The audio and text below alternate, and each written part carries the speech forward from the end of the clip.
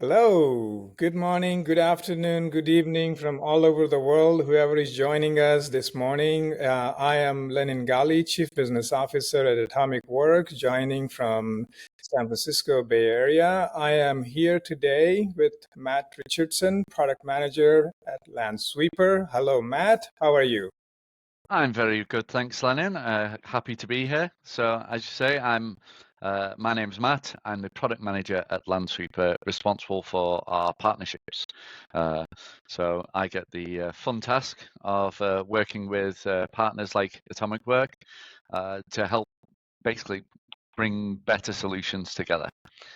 So, I'm really excited to be here.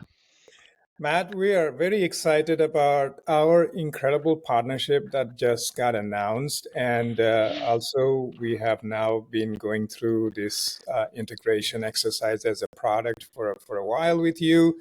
Yeah. Being the spearheading, point of contact at Lansweeper, our team is very excited and they love you guys. And then I think we've seen. But the reason we are here today is really to talk about what it is that Atomic Work and Lansweeper are doing for the community of ITSM developers and the customers who are actually today leveraging ITSM ESM, and why is it so different from the traditional way how the ITSM ESM problems have been addressed in the industry today. And with that, what I just wanted to set the stage for everyone to so that what are we going to cover today? Obviously, you and I go back pretty much in a career IT, and you've seen the world pretty much of how we've evolved as businesses and as service management from ITIL processes and everything as a history. So that is not actually that quite different because it is human to human interaction all the time. We're asking for help and somebody's coming and helping. But what is changing now with AI is that we're actually bringing something that we did not have before. And that is really what I'm excited about. What do you think? Exactly. I mean, before I became a product manager, I spent many, many years in IT support, engineering support, and help desk type roles. So this sort of thing it's basically what I spent over half my career doing.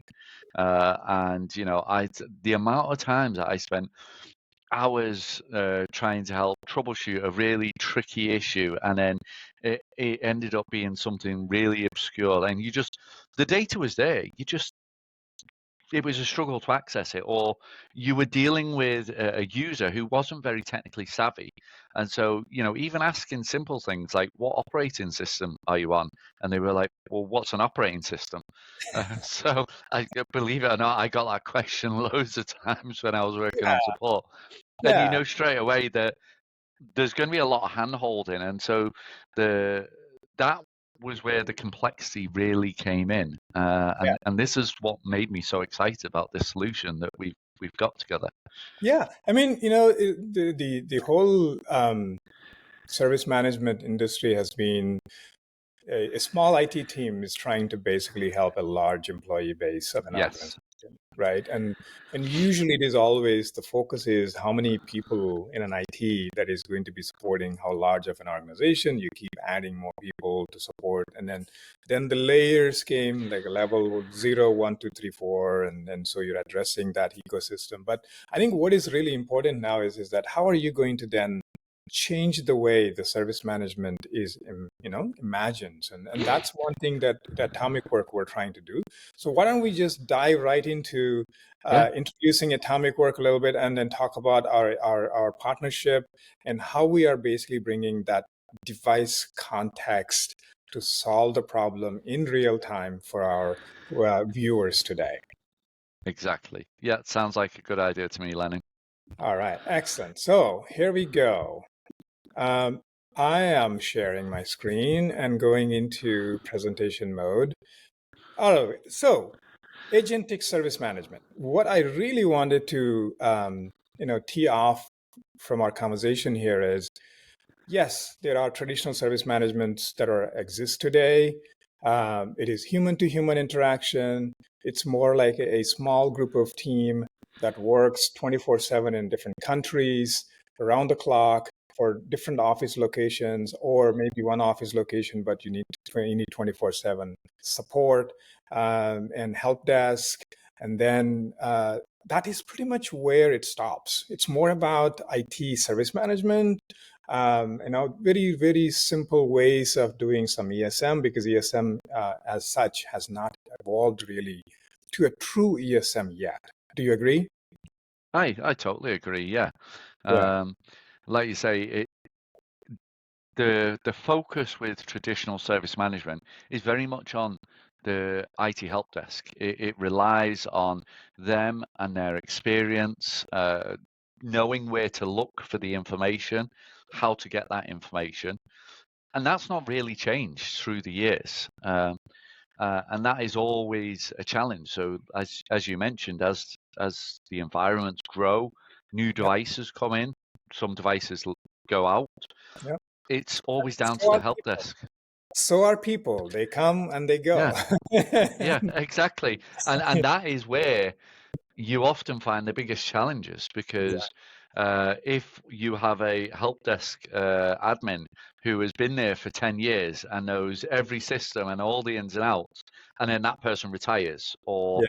you know they they decide to leave for whatever reason, then straight away the efficiency of everything drops dramatically, Yep. because there's such a heavy reliance on the people. Yeah. And also the challenge the teams, and we kind of expect every human to be really super cool and super Yeah. talented, and then highly efficient in basically giving the support 24/7, and which we know it's not possible always, right? And for that reason, they typically tend to have such overload work, and they Mm. won't be able to update some of the things that they're doing day to day, and they won't be able to onboard someone very fast to get trained. Documents become stale over time. The knowledge base becomes pretty lengthy, and the quality of service becomes slower and probably poorer. And that's is that something familiar to you? It is, and there's also the fact that a lot of the times you've got to, even if you get 2 or 3 users reporting the same issue, it doesn't necessarily mean that they're caused by the same thing, because the actual equipment and the technology that those users are leveraging can be Hmm. different. You Yeah. have to know what operating system they're on, what software they have installed, what versions are there, are there any incompatibility issues, and that's where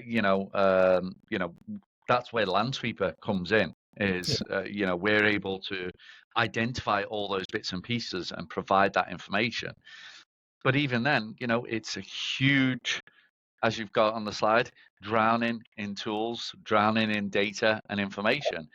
And then you need the actual help desk person to basically know how to interpret all that information and to Hmm. make use of that.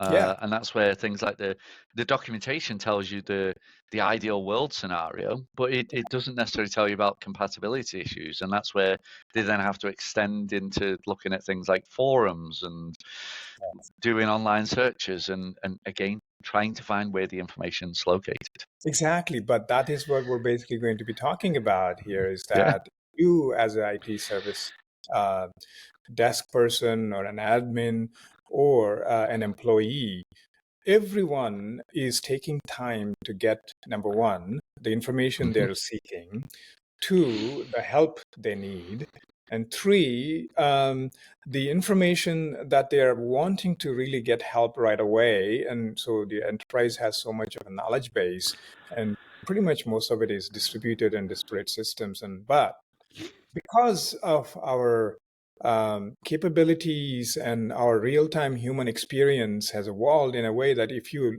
don't have internet for 10 minutes, people just go nuts.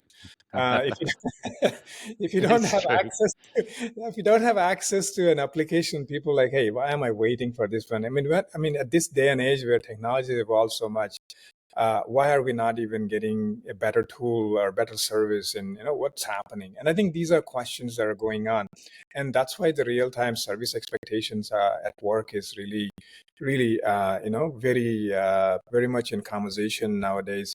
And productivity, because nobody wants to sit idle and waiting for a ticket for a day or two to get just access, or even a knowledge-based related question, or going through their policy-related, queries and filing expenses, you name it, right? Everything is becoming a bit of a challenge if you're still in that portal-based, service-oriented thing. You're depending on another human to help, and I think they want that to be a little bit faster and better. Don't you agree? I totally agree. It's as the old saying goes, work smarter, not harder. There you go.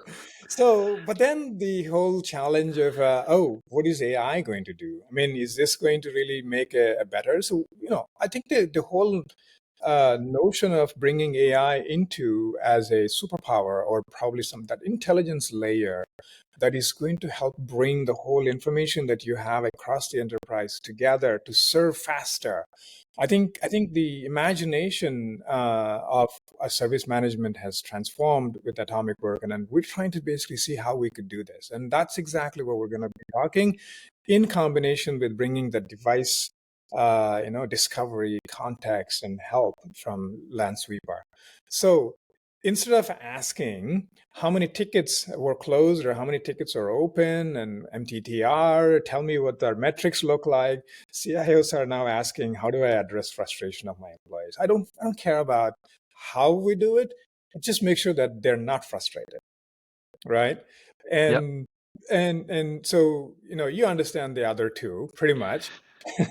Exactly, and I think this is the key thing is that there's all sorts of these terms and buzzwords, such as visibility, Yeah, productivity, and various other things. But ultimately, it comes down to resolving these key questions, and whichever tool you use, that's what it effectively is there for. yeah, So you've got there, reducing the load on the service teams. You can't keep growing the teams yep, indefinitely. You have to. There are limits that come into place, and so you have to look at how can you make them more efficient. And one key way to do that is reducing the load. yeah, And AI is very important to help us do that. yeah, And as we'll see coming shortly, AI can help reduce things that previously took hours or days into seconds, which is a massive win. yeah. Uh, and And likewise, that's also the same by reducing the context switching. As we mentioned, looking at different sources, looking in different places. AI can pull all that information and put it at your fingertips. exactly. And they don't have to do that. Today, if you basically ask a question, the IT team points you to a link, and then you go there, and then you drop into like this ocean of documents, and you have no idea which one to search for. And if you did find the right document, the document is like 10 pages long, and I'm like, okay, now do I have to use ChatGPT or something else to summarize this thing for my own? So I think that's really changing, right? You need to Yeah, basically now put, but then what people are also doing is dropping a tool that could do this service, and then on top of an existing platform and other things, and then hopefully that at least I can reduce, but some of that frustrations.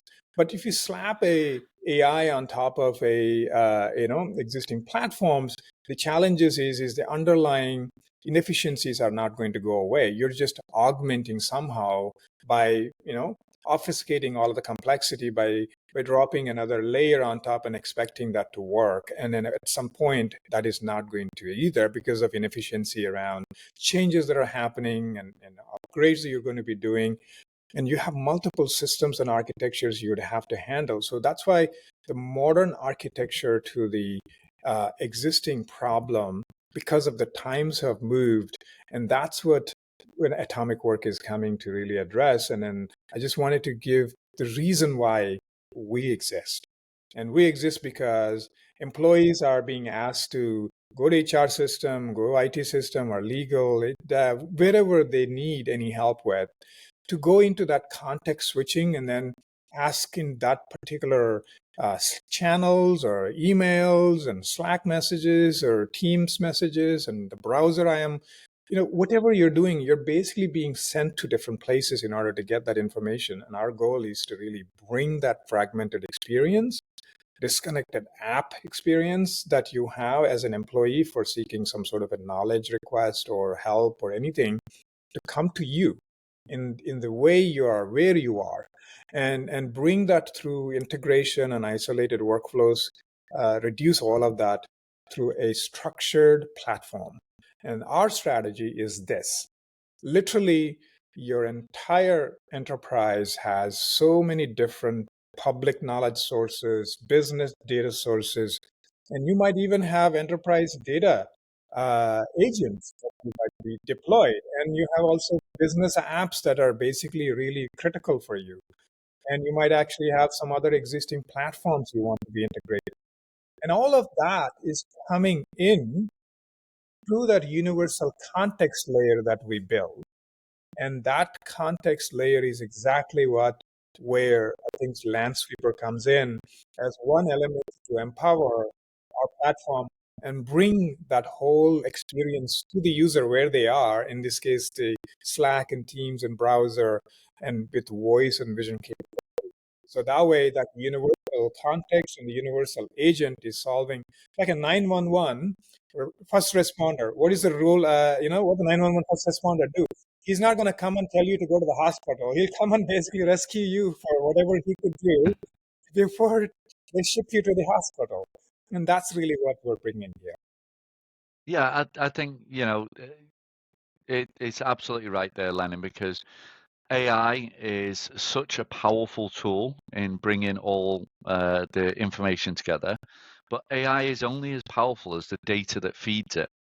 And then having all that information together, using that example you gave, where you've got a document, you sent a link, maybe you find the right document, but then it's looking through that document.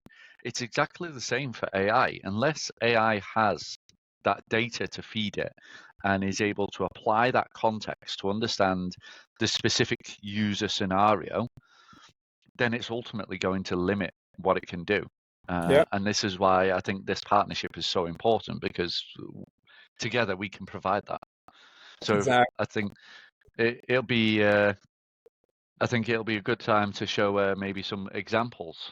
Yeah, I think we've kind of set the context now for the context of Yeah, the thing. And now, how are we going to bring that context and with AI to the users so that they don't have to do all the work? The whole point yeah, is really, so if you're an employee in California, in San Francisco, and you're reporting to a manager, and you use Mac, and then you have a Chrome browser or a Zoom certain type of version, and you have all these applications installed, all of this information exists, it right? does. Yeah, But then when today an employee opens a ticket, it goes into the queue, and then somehow, if it is not properly routed through your workflow, it sits and goes into unaware places, and eventually somebody tells you like, "Hey, I'm sorry that the ticket was assigned to somebody else," and this.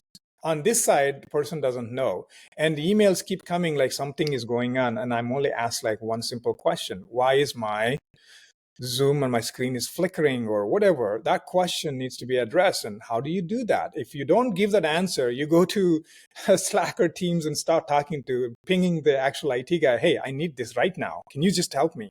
And the guy is like, hey, I'm working on something else. Can you wait? I'm like, that's exactly the scenario. Are we dealing with that right now? exactly. And even if that's not the case, even if the help desk jumps straight on it, things like slow device or Zoom is flickering, those are fairly generic problems, Yeah. and they could be caused by all sorts of different things.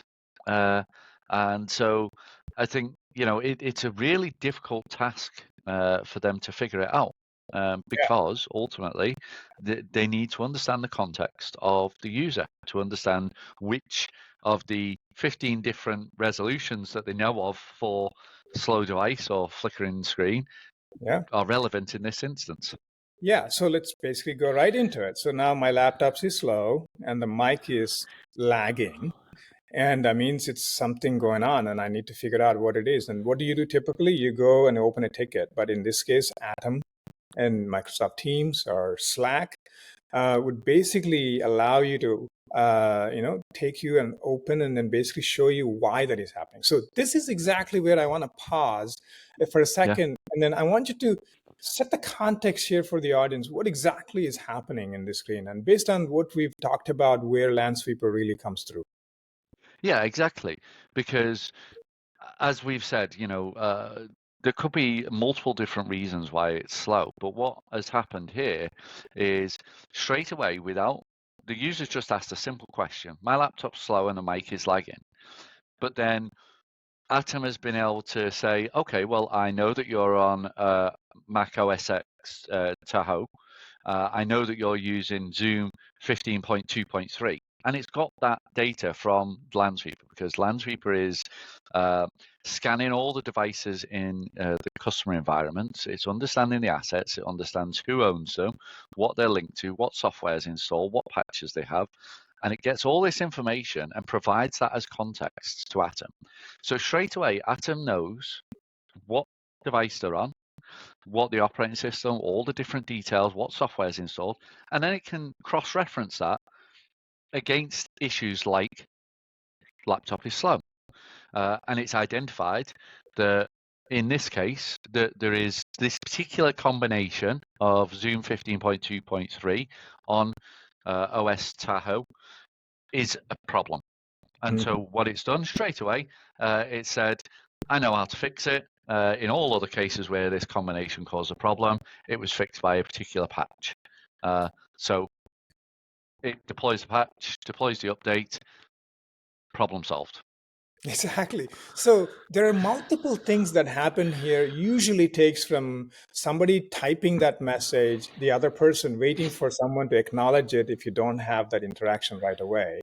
So Atom is 24/7, your personal concierge, your 911 help right there with you. In Teams or Slack or email, when you send it, you get the response back. That's the first thing. Yeah. Second, it basically, when you complained about something, it basically went and understood who you are. It actually Yep. went through all of your context of what you're using, what operating system, and troubleshooting all of the possible things, and say, okay, it looks like this guy is using Zoom and then a Mac OS Tahoe. There is an existing situation here, and it basically come back and said, okay, I know how to fix this one. I don't want you to do anything because that's exactly what we're supposed to do anyway. And rather than asking you Yeah. to open a ticket and have somebody else log in to your computer and push a notification or tell you, hey, go download the latest or apply this patch and here's a link for you to do all that stuff. This is like the old school of process, right? Even if you do an Yeah. RPA, even if you do workflows, that's the step you go. But what does Atom do? It goes from the, hey, I know what your problem is, and I know how to fix this one because I, as an admin level 1 support engineer, I have access to do this for you. I just applied the patch for you. You're done. You don't have to do anything, right? Exactly. You have to restart the application. It's there for you. Exactly. And if a real person actually came and tried to do this, they'd have to, like you say, log onto the machine. They'd have to first of all identify it was a Mac, then they'd have to identify the version. Then after they'd probably start to look at like the system monitor to see, okay, the laptop's slow. Is it because like the CPU or the hard disk is getting full or something's taking all the memory or there's too many applications? And then after realizing that it only actually applies to Zoom, then they would look at the Zoom version and say, okay, well, maybe the Zoom version's not up to date. And so, could that be an issue? And eventually they'll probably stumble across the fact that there is Yeah, a compatibility issue between that Zoom version on that OS version. But that's something that will take, hours potentially, exactly. That's what I was going at. So now we're going from hours to at least a day type of a situation. If this is the first time a user complained about, or even multiple times they complained about, because there could be multiple agents that are supporting this and yeah, probably they don't talk to each other. There is a ticket available. Nobody's actually going to tell you that, hey, this problem is solved already, or they need to meet with each other to actually exchange that, hey, I fixed this problem this way. So there's a lot of communication, a lot of stuff that goes behind the scenes. None of that matters because now you have Atom that is going to do that for you right then and there, and Yeah, then control all of that, and then reduce the time from hours to minutes and seconds there. exactly. That's the whole point of bringing the productivity gains for the employees, productivity gains for those who are actually struggling to provide that service, so they don't have to do this mundane day-to-day typical things that actually happen. You solve that once, but if Atom could not solve it, it would escalate it to a human to just join in and then basically try to fix the problem. Right, Exactly. right. So this is huge, huge amount of productivity gains, Yeah, because, like you say, going from hours to seconds. yeah. But it's not just limited just to device issues, is it? It's as you've got on the slides, vulnerabilities. That's always a big question that a lot of businesses ask. It's, are my devices secure? Am I at risk? What are the biggest risks that I need to do? And troubleshooting those sort of vulnerabilities are Yeah, quite lengthy processes at times. yeah. And So it's let's not take, always apparent. yeah, and let's dig into that one. Now, this one basically saying, hey, my laptop screen is flickering. And obviously, it's such a broad and very simple problem, but there's so much that goes into it, right? To figuring Yeah, it out. Like, if this problem were to come to a human, like what would happen immediately? Your context is basically not there. And you as a human, how much can you process to go and how fast can you do that? And then come back with the actual solution and then recommend what they need to do. What are the choices you have? I mean, how fast can you do that today if this exactly. problem were to come? Exactly. I mean, a screen flickering, like you say, it's such a generic issue. Um, and as it mentions here, Rapid7, it's something that a lot of businesses would have Mhm. in order to improve the security. Um, but in this case, it actually caused a particular issue with the screen flickering. Now, a human being probably wouldn't have necessarily associated Rapid7 with a screen problem. Uh, they would actually more associate it with the previous issue of the laptop being slow. Yeah, As a support person, if a screen's flickering, first thing you think of, well, is it a laptop or is it a desktop? And they've answered that here, screen flickering. You would yeah, automatically think it's a hardware issue. Maybe it's a loose cable or something. yes. Um, There's so you know, many options, so many possibilities, but who would have yeah, thought that it's Rapid 7? But here's a challenge. If it's Rapid 7 being a security protective software that you've installed, yeah, and you're recommending to uninstall that one, hang on, hey, you cannot uninstall this one because you don't have permissions, or yeah, this is important critical application. So now the support team have to figure out like how do you fix this one? What do you do?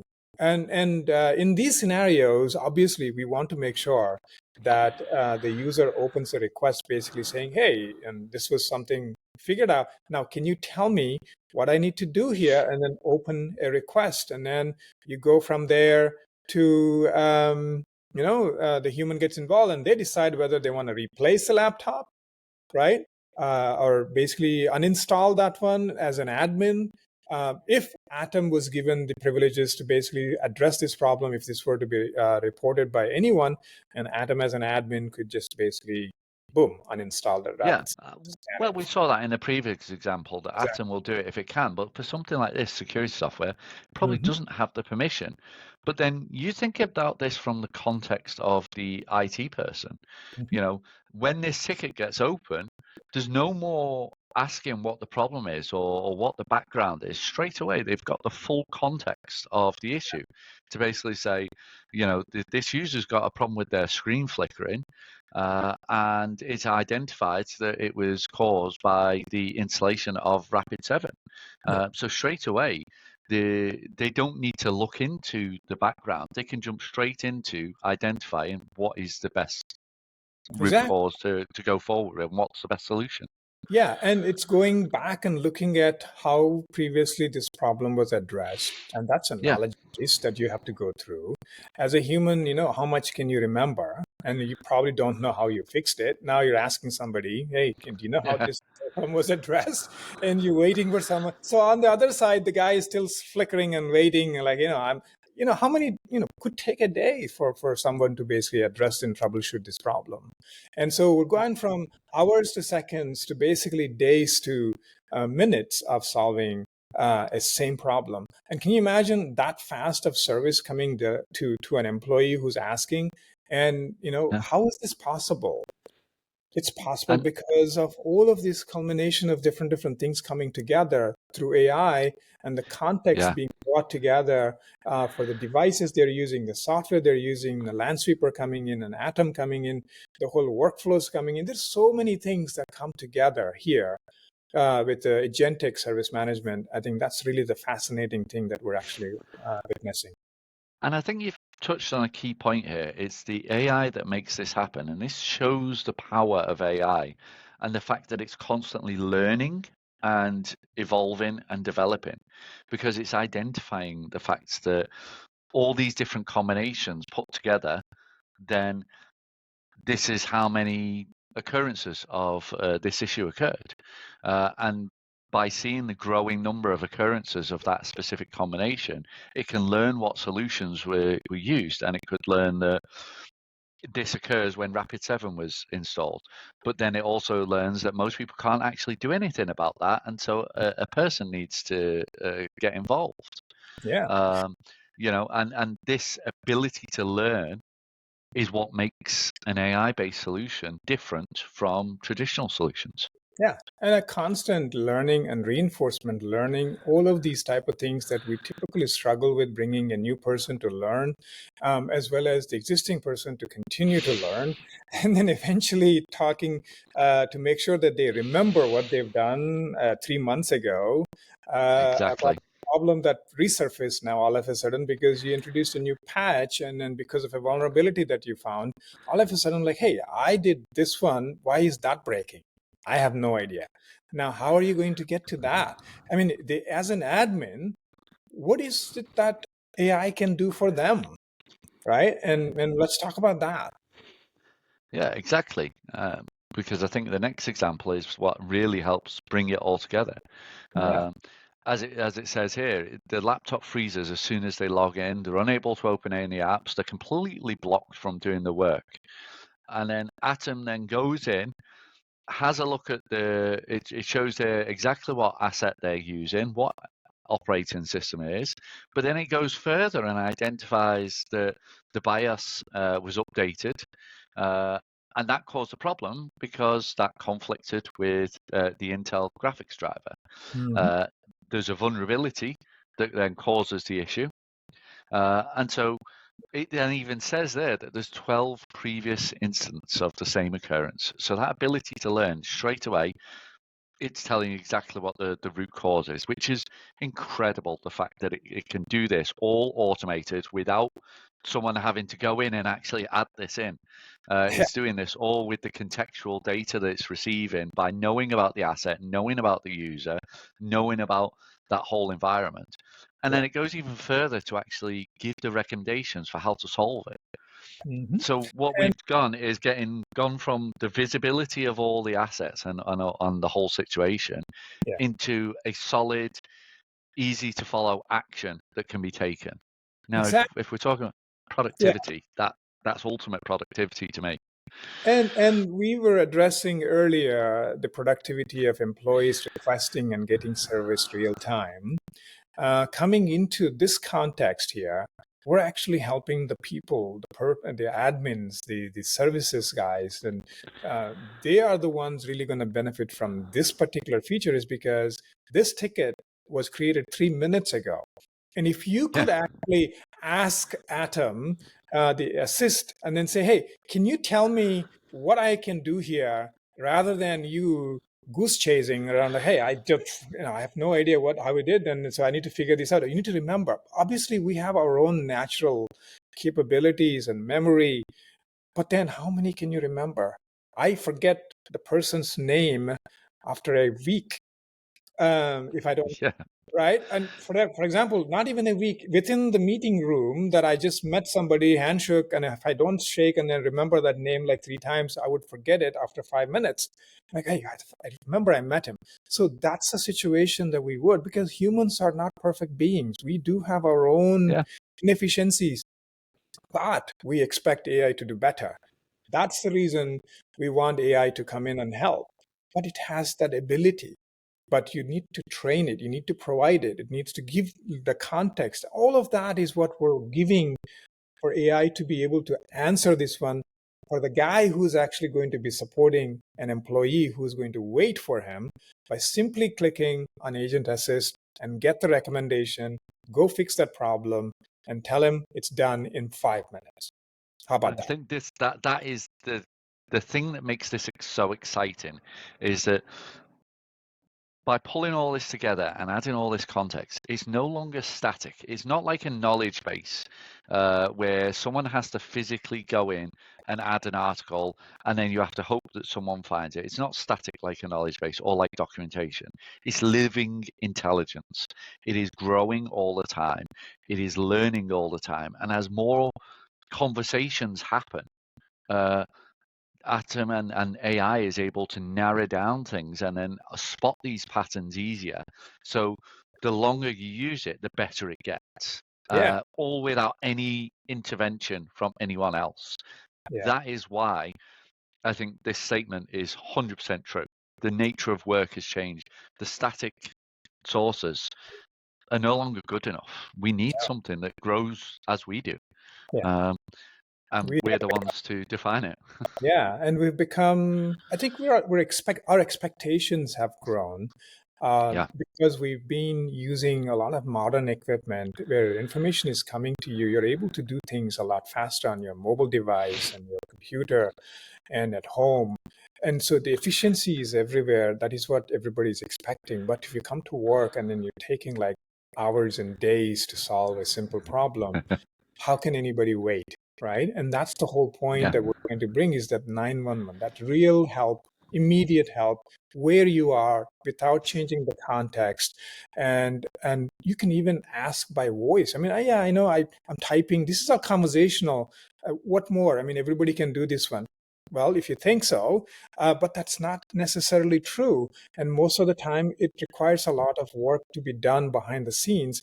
And one thing that is very interesting here, is really, really important that I want us to, both of us, to really emphasize, is now we're going from just having a conversational thing to really voice and vision, where you simply screen share real time and ask Atom, hey, I'm having a problem. And you're in the middle of a Salesforce application of creating a purchase order, or Workday trying to create like these benefits, and maybe you're in SAP trying to do some ABAP programming you need help and assistance with, or you have these policies in cybersecurity and you need that information because you have no idea what policy is for you to get a security training or whatnot. And all of that is now at your fingertips because Atom is able to bring that whole thing to you. I think this is also really important because the nature of the customer environments have changed as well. Previously you would have just Windows or Linux, Windows or Mac OS devices, and that would be the core of it. But now you've got OT devices, you've got medical devices, you've got IoT devices, you've got mobile devices, then you've got cloud assets. Trying to keep track of all those is a huge, huge challenge. And this is where you need tools like Lansweeper that will go out and identify all that for you, identify what's in the network. In a lot of cases, it's things that you don't even know is there. And then again, having all that data at your fingertips is one thing, but then using a tool like Atom to bring all that to context so that you no longer need to keep track of all those things yourself. Yeah. You can just ask a question. Because ultimately, as you showed at the beginning, the thing that people care about is the answers to those questions. What devices are most at risk? What devices need replacing in the next few months? Which devices have problems? How do I fix this? These are the questions that people ultimately care about, and these are the questions that we've always tried to solve. And now, by coming together using AI, we can now do that. And the power of integration, the power of partnership, and the power of devices, the power of the enterprise ecosystem, the power of the admins, the power of the internet, everything comes together with AI because you need all of it. It cannot Yeah, function and work just by deploying AI because it needs that context, it needs that reasoning capabilities, it needs that intent understanding of what the employee is asking. So many things are intertwined to really bring that recipe that is going to be really, really successful for an enterprise to be deploying. Is not going to happen by simply slapping something on top of your existing ecosystem because you have to build it all. And that's why the AI yeah, native approach that we brought in into various different elements of a user experience layer all the way to agent assist layer to your entire organizational assets coming together through our CMDL. And I think that is really one of the interesting thing I want to talk about in the next is obviously we have so much to offer to our audience with this partnership and with this particular ability that we just showed as a glimpse of what we could do. We're actually trying to redefine how CMDB used to be to CMDL. And that is really what I want to talk about is like this context management data lake. Why is that important? How to bring Lansweeper, your existing internal asset information, your applications, your users, your processes. It requires so much of that, right? In order to really bring yeah. it all together. But you can't do that today in CMDB. It doesn't have that. All it has is assets. Don't you agree? I agree, because CMDB, it comes back to the same thing, that typically CMDBs are fairly static. Mm-hmm. They need either people or processes to update them. Yeah. And that's always a challenge because they're there to represent the assets in the environment. But the reality is the assets in the environment are not static, but then the CMDBs are. And you're always playing catch up. You're always constantly fighting with the CMDB to try and keep it up to date, make sure that the information's accurate, like you say, make sure that it's connected to the whole ecosystem, to all of the other tools that need to leverage that information. And as soon as one part of that breaks or is delayed, it has a knock-on impact. Yeah. And this is why I think the evolution into the CMDL is so important and so exciting. Yeah. So, Matt, I think we've covered such a simple yet powerful capabilities of the partnership and also the product features, and basically in a storytelling format. And I'm happy to have you today to really drive this experience for our audiences. And do you have anything else to add here? Why are you so excited about what is to come from what are we seeing to where we're going? So that's a great question, Lenin. And I think what you've already identified is what we're doing here is we're laying the foundation. We're changing the game by trying to connect all these different things together and then using AI to allow us to analyze it. And ultimately, the goal is to move away from static visibility into real-time action, making it as efficient as possible by bringing in all this context. Yeah. And I can see that growing and evolving. And then from there, the obvious question is what next? Yeah. And once you can solve all these problems in seconds, once you've got all these things automated, so that tickets are opened automatically, hardware is requested automatically, it updates records in different systems for you.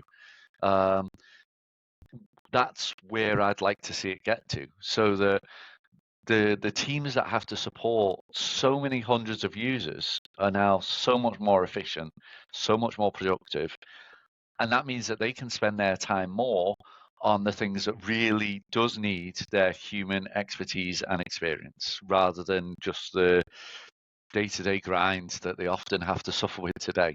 No. And that's what makes me so excited. And I agree with you. And we're just about 2 to 3 years into actual whole technology evolution, and wait for another 3 years. And we're hoping this excitement continues to evolve into something much more, eccentric, experience for our product users and our combination of our partnership. Um, I think this is an excellent conversation. I truly enjoyed for us, and I'm hoping that we come back with a lot more capabilities that we can showcase as we're evolving, Yeah, as a round 2 and 3, and I think I'm very excited about this.